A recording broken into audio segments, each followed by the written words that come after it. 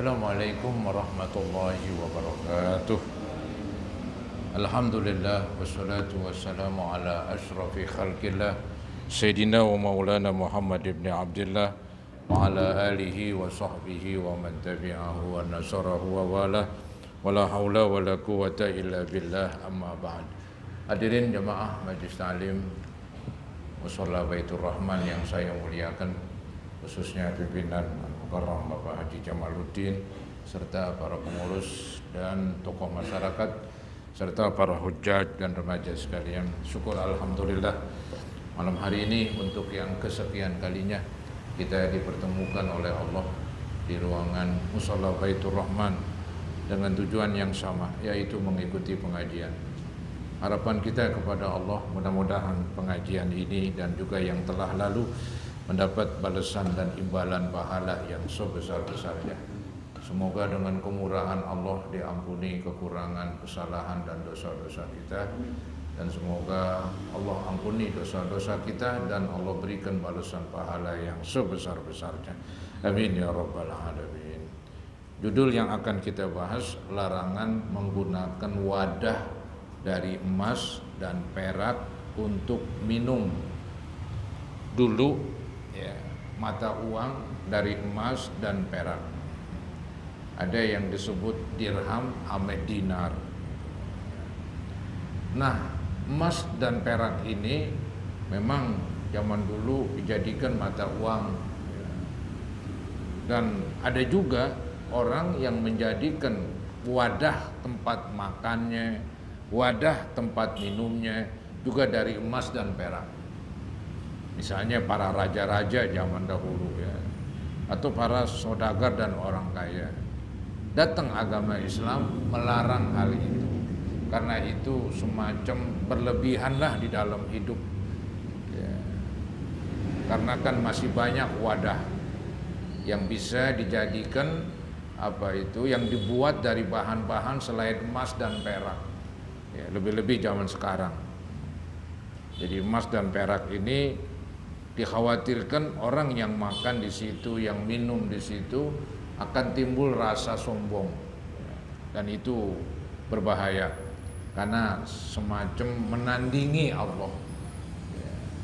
Jadi sifat kebesaran yang bahasa kasarnya sombong itu sifat kebesaran milik Allah, bukan milik manusia. Maka kalau ada sifat demikian, maka kita disuruh dan diwajibkan untuk menghilangkannya dan menggantikannya dengan sifat tawadhu ya. Jadi larangan menggunakan wadah dari emas dan perak untuk minum.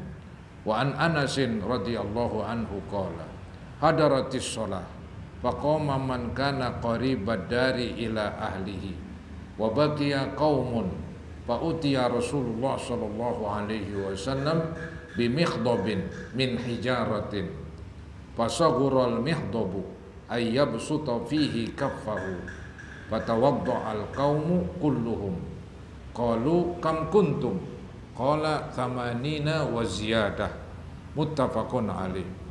Hadhihi riwayatul Bukhari wa fi riwayatin lahu wa li Muslimin anna nabiyya sallallahu alaihi wasallam da'a bi ina'in mimma'in fa utiya bi qadahin rahrahin fihi syai'un min ma'in fa wada'a asabi'ahu fihi qala Anas faja'altu anzuru ilal ma'i yambu'u min baini asabi'ihi fa hasartu man tawadda'a ma baina sab'ina ila thamanin. Ini kisah di masa Nabi ketika beliau meminta air untuk berwudu. Kita lihat Anas radhiyallahu an berkata, ketika waktu sholat tiba, orang-orang yang rumahnya dekat berdiri dan pulang untuk berwudu di rumahnya. Jadi yang dekat rumahnya kembali ke rumahnya untuk berwudu kalau memang belum ada wudunya. Nah, yang rumahnya jauh bagaimana ini? Nih. Sedangkan sebagian orang tetap tinggal di tempat. Ini yang rumahnya jauh. Lalu disediakanlah kepada Rasulullah SAW sebuah wadah air Ini yang mula-mula disediakan buat Nabi Muhammad, ya, karena beliau kan ya yang paling mulia di antara mereka. Maka Nabi dulu lah disediakan wadah yang ada airnya di dalam itu. Lalu disediakanlah kepada Rasulullah SAW sebuah wadah air yang terbuat dari batu. Ya, zaman dulu memang zaman batu. Maksudnya banyak perabotan rumah tangga terbuat dari batu. Sekarang pun juga masih ada. Ya, itu buat bikin mulek-mulek itu. Ya, batu itu. Jadi lalu disediakanlah kepada Rasulullah sebuah wadah air yang terbuat dari batu. Tetapi wadah itu terlalu kecil bagi telapak tangan beliau. Kalau Nabi ingin masukkan semua ini telapak ame jari yang gak muat itu. Terlalu kecil, terlalu kincup itu. Akhirnya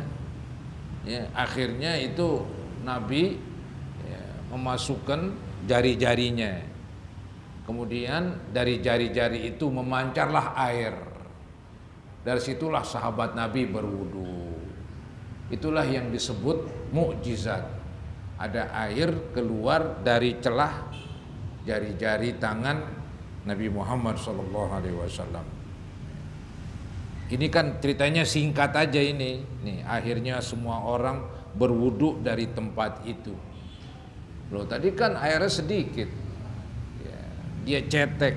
Tangan ini seluruhnya nggak bisa masuk dua-duanya begitu. Paling ya jari-jarinya doang tuh yang kelem begitulah. Ya. Akhirnya ya dengan mukjizat Nabi yang Allah berikan, dari celah jari-jari itu keluar mata air memancar kayak pancuran, kayak air mancur gitu. Dan semua sahabat Nabi bisa berwudu di situ. Maka dikatakan akhirnya semua orang berwudu dari tempat itu. Ada orang yang bertanya, berapa jumlah kalian?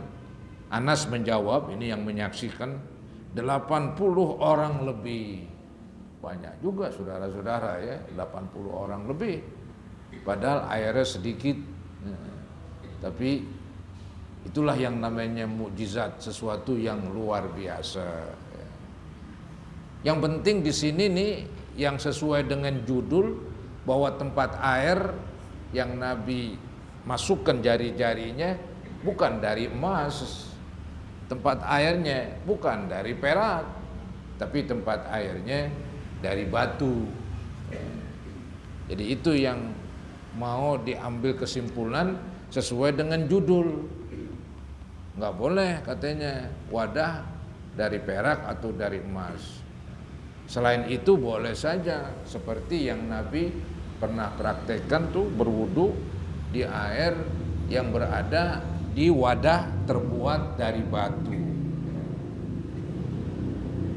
Dalam riwayat Muslim disebutkan bahwa Nabi SAW meminta dalam sebuah wadah,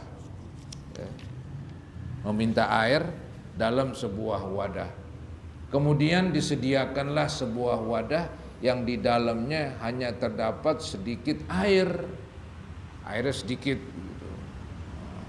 Lalu beliau meletakkan jari-jarinya di wadah tersebut. Jadi ini telapak tangan juga nggak bisa masuk karena ruangannya kecil, kincuk. Jadi yang masuk jari-jarinya. Ya mungkin ini wadah air yang zaman sekarang dijadiin tempat numbuk begitu. Ini kan kecil, tempat numbuk cabai, numbuk kacang tanah. Apa sih namanya tuh? Ya udahlah, saya juga lupa namanya. Semacam begitu. Ya. Karena waktu itu Nabi yang minta, nggak ada air, air apa adanya, air apa adanya. Ya. Maka lalu beliau meletakkan jari-jarinya di wadah tersebut. Jadi yang masuk jari-jari, telapak tangan sama jari-jari nggak bisa masuk. Ruangannya kecil.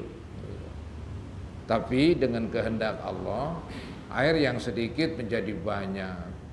memancar lagi, ya. Dikatakan Anas berkata, setelah itu aku melihat air memancar dari selah-selah jari-jari beliau, jari-jari tangan beliau. Dan aku menghitung orang yang berwudu ketika itu berjumlah antara 70 sampai 80 orang. Inilah yang namanya mukjizat, ya. Untuk memperkuat bahwa Nabi Muhammad itu memang betul-betul utusan Allah, ya. Maka banyak itu mukjizat supaya Nabi itu lebih dipercaya lagi oleh umatnya.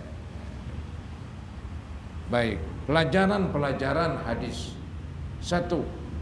Diperbolehkannya menggunakan tempat air yang terbuat dari batu untuk berwudu dan lainnya. Jadi wadah yang terbuat dari batu bebas, dari beling bebas, ya, dari apalagi gelas dan semacamnya itu bebas. Yang penting jangan wadah dari emas dan perak. Itu aja sih. Nomor 2, mujizat Nabi Shallallahu Alaihi Wasallam ketika memperbanyak air, ya, yang mengandung berkah. Sebetulnya bukan begitu nih artinya. Jadi mujizat Nabi SAW ketika memperbanyak air dengan keberkahannya, dengan keberkahan beliau, dengan keberkahan Nabi.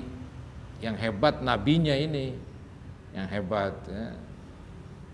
Di sini diartiin dia otomatis kalau nabinya hebat maka airnya pun juga berkah. Jadi mujizat Nabi SAW ketika memperbanyak air dengan keberkahannya yang mengandung air berkah yang memancar dari jari-jari beliau. Jadi saudara-saudara, tempat atau wadah itu bebas sajalah, agama tidak pernah melarang, ya. Walaupun boleh jadi wadahnya dari mutiara kali, ya, misalnya dibuat dari bahan lebih mahal dari emas, lebih mahal dari perak. Nampaknya sih nggak ada larangan, karena memang yang dilarang hanya emas dan perak.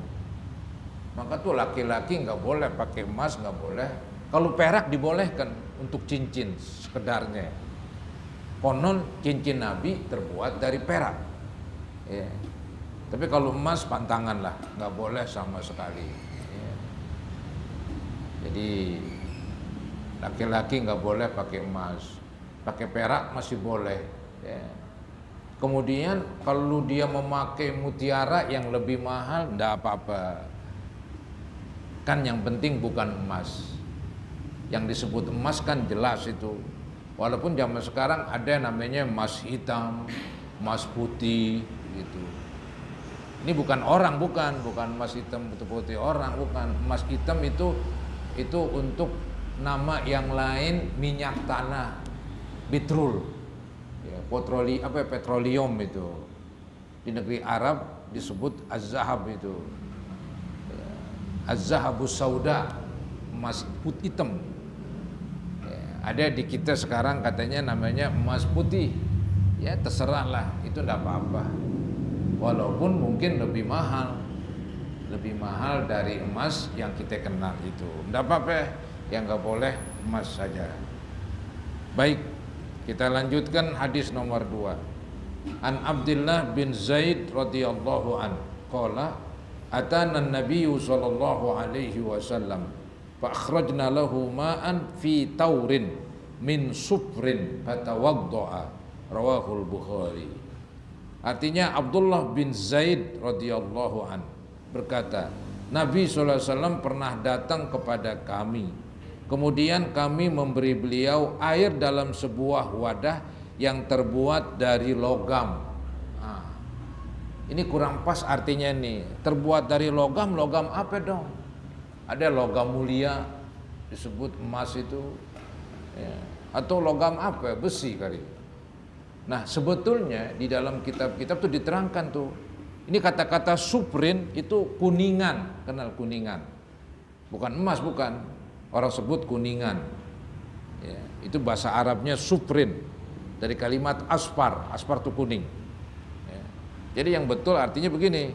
Kemudian kami memberi beliau air dalam sebuah wadah yang terbuat dari kuningan. Atau boleh juga terbuat dari logam kuningan begitu. Jadi lebih tertentu, lebih bahasa kerennya spesifik begitu, enggak sifatnya logam umum. Entah seakan-akan jadi boleh dong kalau logam emas.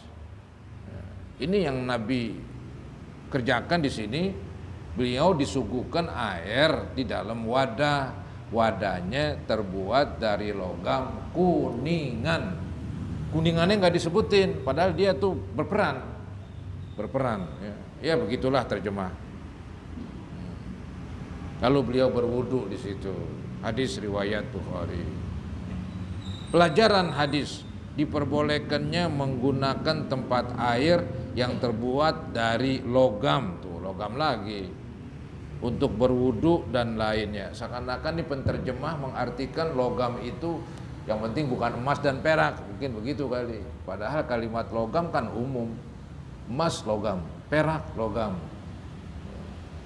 Cuman ada istilah logam mulia, disebut mulia, nampaknya mungkin nggak karatan kali ya, harganya tetap mulia itu dia.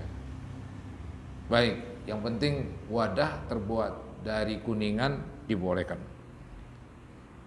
Walaupun warnanya agak sama dengan emas, nggak ada masalah itu. Hadis nomor 3. Wa an Jabirin radhiyallahu an qala inna Rasulullah sallallahu alaihi wasallam dakhala ala rajulin minal ansar wa ma'ahu sahibun lahu. Faqala Rasulullah sallallahu alaihi wasallam in kana indaka ma'un bata hadhihi lailata fi shannihi wa illa qara'na, rawahul Bukhari. Artinya Jabir radhiyallahu an berkata bahwa Rasulullah sallallahu alaihi wasallam bersama sahabatnya pernah bertamu ke rumah seorang Ansor, orang Madinah, dan bersabda, Nabi berbicara pada waktu itu, sekiranya kamu mempunyai air, maksudnya adakah kamu punya air, begitu. Nabi bertanya sama tuan rumah, adakah kamu punya air? Ya, sekiranya kamu mempunyai air yang telah disimpan semalam di dalam shan. Ya, bahasa Arabnya tuh fi shannihi, shannun. Shannun itu girbah. Girbah itu tempat air yang terbuat dari kulit hewan. Misalnya kulit kambing yang kecil. Ya, itu disamak, dibersihin, kemudian dijemur jadi tempat air. Itu bisa membuat kalau air dari malam ditaruh, digantung, itu keanginan. Ini membuat air itu jadi dingin. Ya, air jadi dingin. Kalau kita zaman dulu air di kendi atau tempayan. Ya. Kenapa taruh tempayan? Jadi dingin, adem. Itu kulkas zaman dulu itu. Ya, kulkas zaman dulu ya itu. Air kulkas itu ya, air yang ada di kendi atau di tempayan.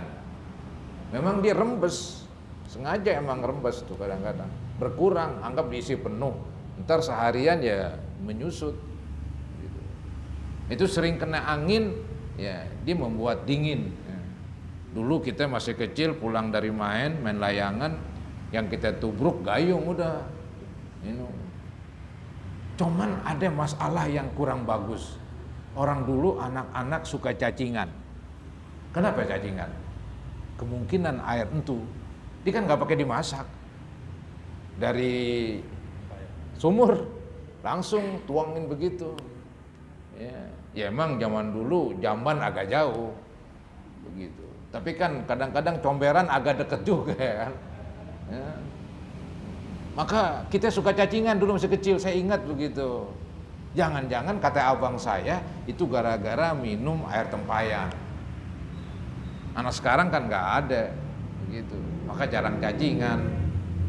Dulu keremian ada aja dah, ya malum lah, zaman bahola ya.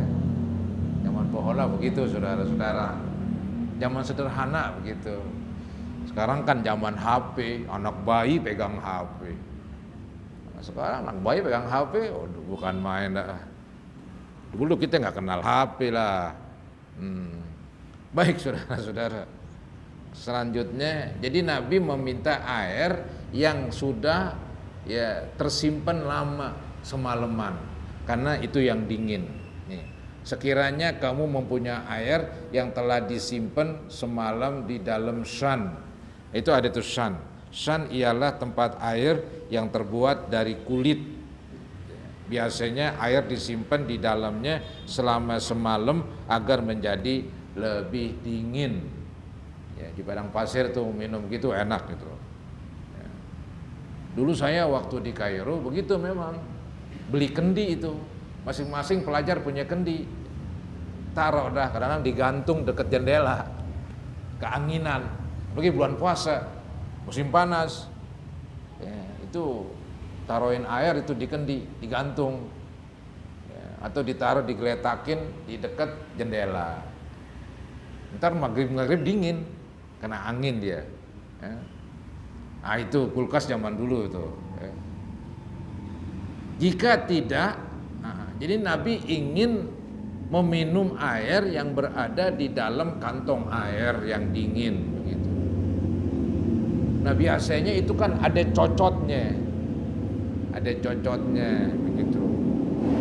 Biasanya ya langsung dicocot juga boleh, atau ditaruh di wadah dulu baru minum. Jadi sekiranya kamu mempunyai air yang telah disimpan semalam di dalam shan, saya akan minum begitu. Jika tidak, kalau nggak ada air di dalam kantong, ya air di mana aja udah, di wadah apa aja lah, maka kami akan minum langsung dengan mulut. Nah, ini untuk memberikan penjelasan hukum.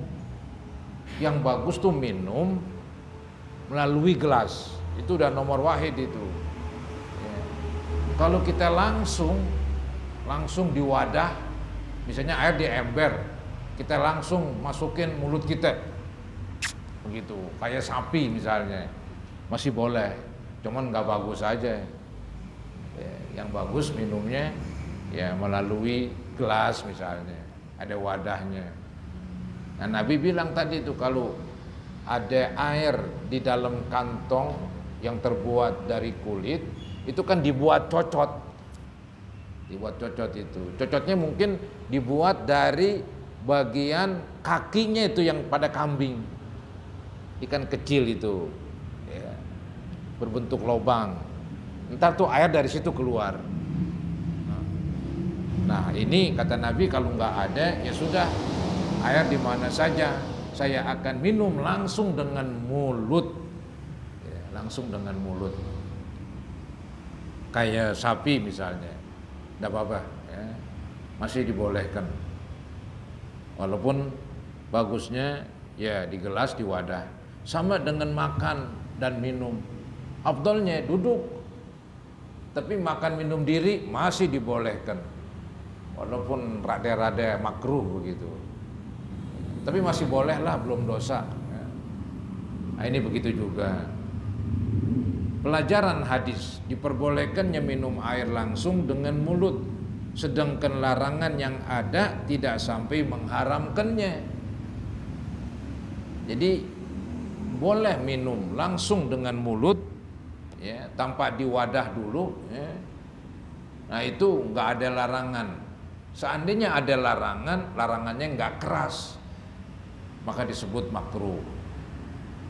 Sebetulnya para hadirin, pelajaran dari hadis ini bukan masalah cara minumnya, pelajarannya adalah kantong air.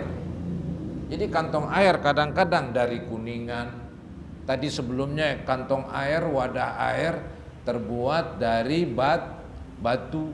Sekarang kantong air terbuat dari kulit. Jadi kembali kepada judul kita, yang penting wadah air itu bukan dari emas, juga bukan dari perak, dari apa aja boleh. Itu saudara-saudara ya simpulannya.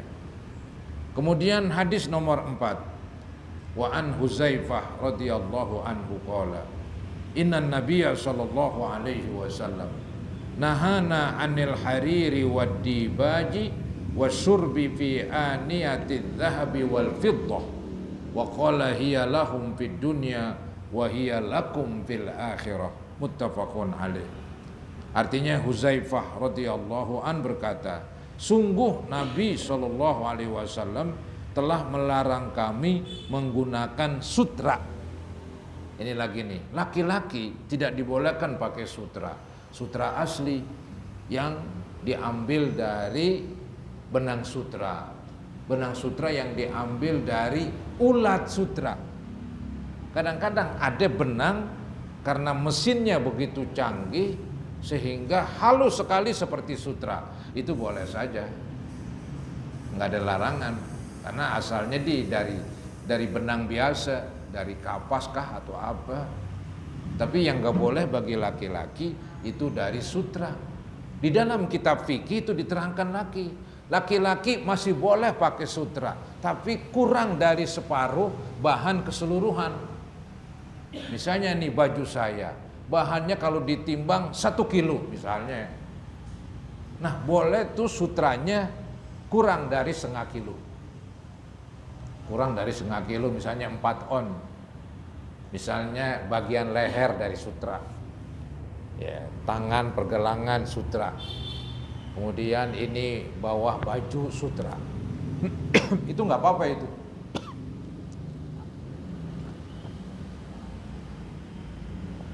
Yang nggak boleh 100% sutra, laki-laki nggak boleh. Di bawah 50% masih boleh. Ya, itu dalam kitab fikih diterangkan demikian. Kalau ini kan nggak begitu dalam tentang hukum. Ya. Berbeda dengan perempuan boleh pakai sutra secara keseluruhan. Nah ini secara aturan agama. Ya. Jadi melarang kami menggunakan sutra.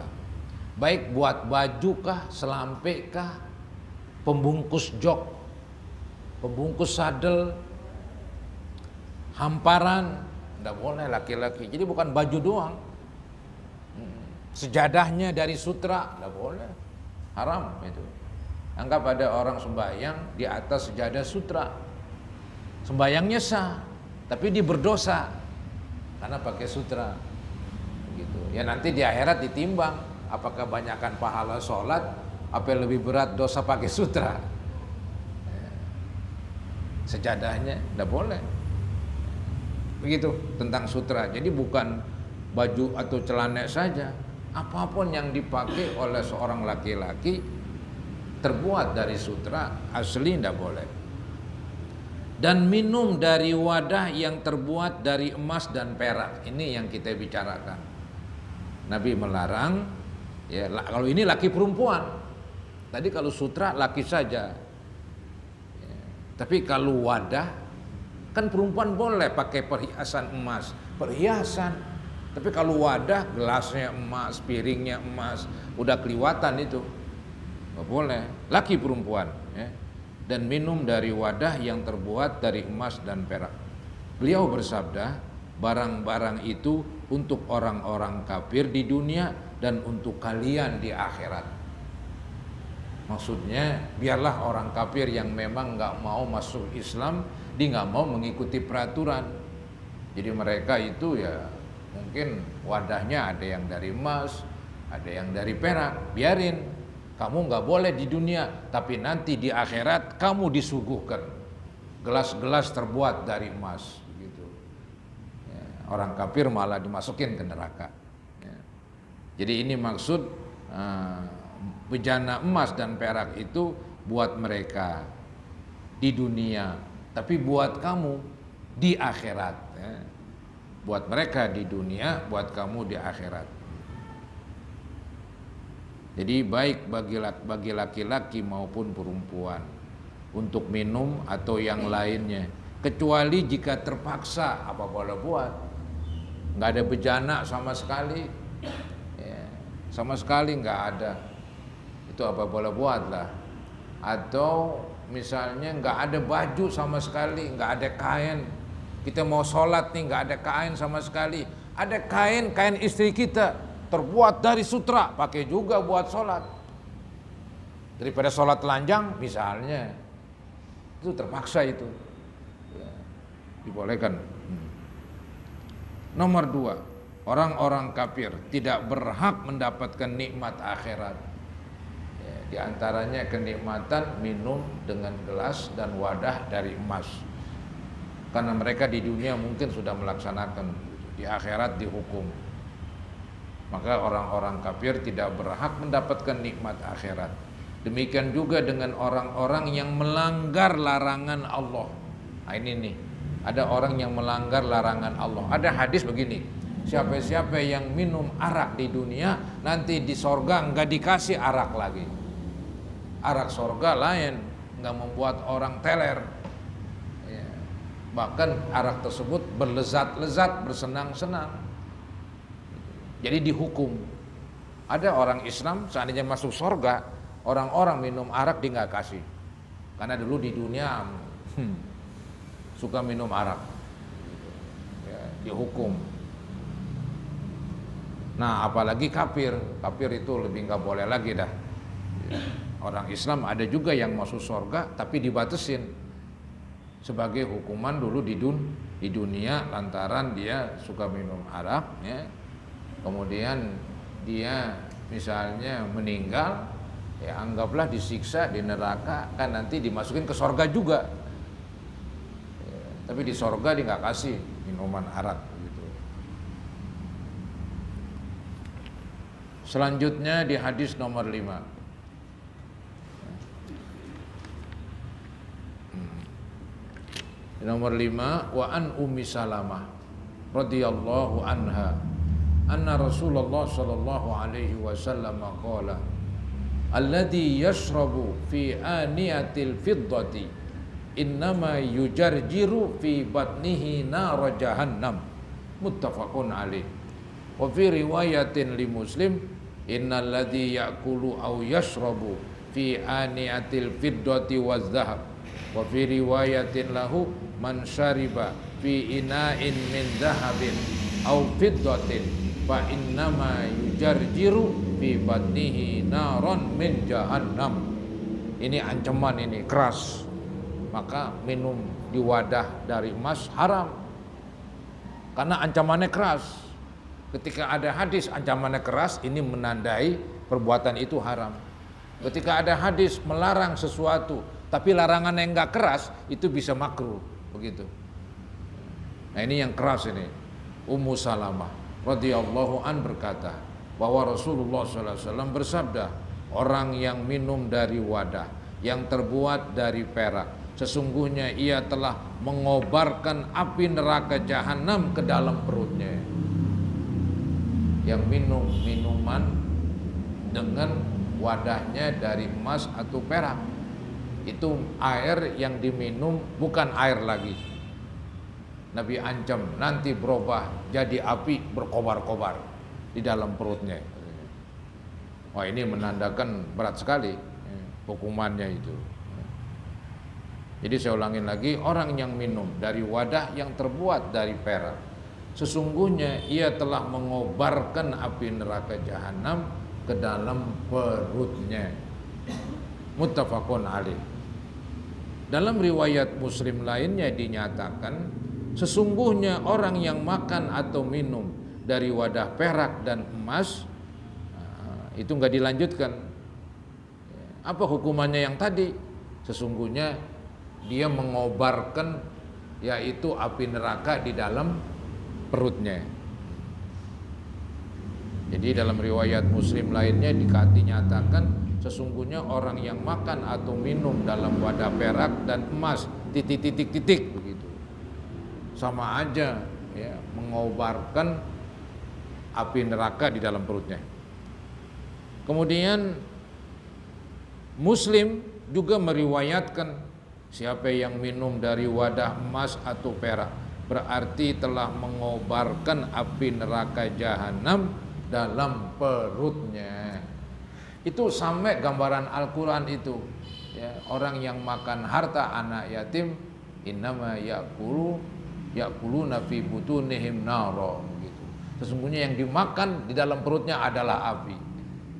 Yang memakan harta anak yatim itu sewenang-wenang, itu dia bukan makan nasi, ya, bukan minum air, tapi makan api neraka, minum api neraka. Begitu gambarannya, supaya orang jerak, supaya orang takut, diancam dengan ancaman berat itu. Pelajaran hadis, peringatan keras, keras di sini, peringatan keras bagi yang menggunakan tempat-tempat yang terbuat dari emas dan perak untuk makan, minum atau yang lainnya. Ya. Kalau memang laki-laki itu dia mutlak emas nggak boleh. Kalau perempuan perhiasan masih boleh. Paling yang nggak boleh wadahnya dari emas, nggak boleh sama sekali. Kalau laki-laki apapun itu udah nggak boleh. Pulpennya ada emasnya, HP-nya, bingkainya dibungkus dengan emas. Ya, kacamatanya ini gagangnya atau ini bingkainya dari emas, nggak boleh. Pulpennya dari, nggak boleh laki-laki. Jamnya ini juga dari emas. Tetapnya nggak boleh. Kan ada kan jam yang dilapisi emas, yang dijual online misalnya, nggak boleh itu. Walaupun sedikit, walaupun. Jadi dikatakan ini peringatan keras bagi orang yang menggunakan tempat-tempat yang terbuat dari emas dan perak untuk makan, minum atau yang lainnya. Ibnu Hajar Al-Haythami menjelaskan bahwa di dalam kitab Az-Zawajir bahwa perbuatan itu termasuk dosa besar, bukan dosa kecil lagi, dosa besar. Ya. Sebab perbuatan tersebut termasuk dosa besar karena mengandung unsur berlebihan. Bahasa Arabnya israf. Ya. Sifat berlebihan itu jelek. Agama selalu melarang itu, sifat berlebihan. Ini udah berlebihan banget. Ya. Wadahnya dari emas dan perak. Dan mubazir, ya pasti mubazir. Apa tuh mubazir? Mempergunakan harta bukan pada tempatnya, nggak sesuai peruntukannya. Ya. Dia beli emas, dibeli perak, dijadiin bejana. Yang benar zaman dulu dijadiin mata uang, itu boleh. Nah, itu udah mubazir itu. Dan merupakan kebiasaan orang-orang angkuh dan sombong. Itu biasanya orang-orang sombong aja lah. Selain itu perbuatan tersebut menimbulkan kecemasan publik karena akan mengurangi peredaran emas dan perak. Zaman dulu emas dan perak adalah mata uang. Kalau emas dan perak masing-masing dijadiin wadah, akhirnya mata uang berkurang. Ketika mata uang berkurang, harga akan naik. Ya. Jadi bikin susah itu dah. Makin susah, membeli barang makin susah, duitnya nggak ada. Ya, kayak istilah zaman sekarang, duit lagi ketat ini, ekonomi lagi ketat duitnya, ya, jadi susah. Maka kalau emas dan perak zaman dulu tuh dijadiin mata uang, jadi peredaran uang secara otomatis berkurang. Ini membuat mahal harga. Ya. Selesai para hadirin tentang masalah makan dan minum dari bejana. Jadi yang sudah dibahaskan perihal makan dan minum, bagaimana caranya, ya. Termasuk barusan terakhir tentang wadah makan, wadah minum. Alhamdulillah kita sih nggak ada menyalahi. Ya. Paling makan di piring kaleng. Zaman dulu piring kaleng. Ada yang lebih serem lagi, zaman dulu pakai batok. Kenal batok? Makan pakai batok, itu namanya zaman bahola, ya, zaman batu. Nabi tadi buat airnya batu, nggak main-main. Kita masih pakai batok ya, kecil ya. Sekarang ya udah, alhamdulillah piring semua, nampan. Ya. Nah nanti ini kita akan memasuki judul lain tentang pakaian. Jadi begitu komplit ya. Adab-adab, peraturan-peraturan tentang makan dan minum. Udah komplit dulu tuh, udah berapa kali pertemuan. nanti tentang pakaian, ya. Insya Allah yang akan datang. Mungkin ada yang bertanya, saya persilakan, bebas.